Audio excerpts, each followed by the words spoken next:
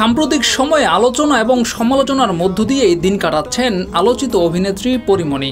একের পর এক ঘটনায় দিনের পর দিন আলোচনায় থাকছেন তিনি। সর্বশেষ সেখানে নতুন মাত্রা যুক্ত হয়েছে বিচ্ছেদের ইঙ্গিতে।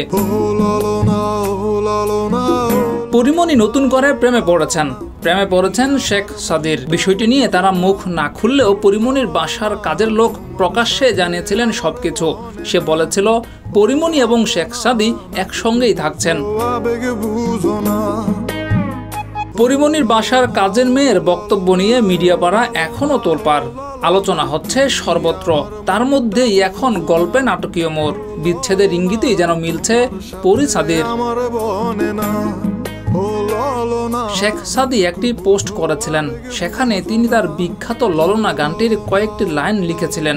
তবে সেই পোস্ট ডিলিটও করে দিয়েছিলেন, কিন্তু ডিলিটের আগেই তার সেই পোস্টের স্ক্রিনশট ভাইরাল হয়ে যায়।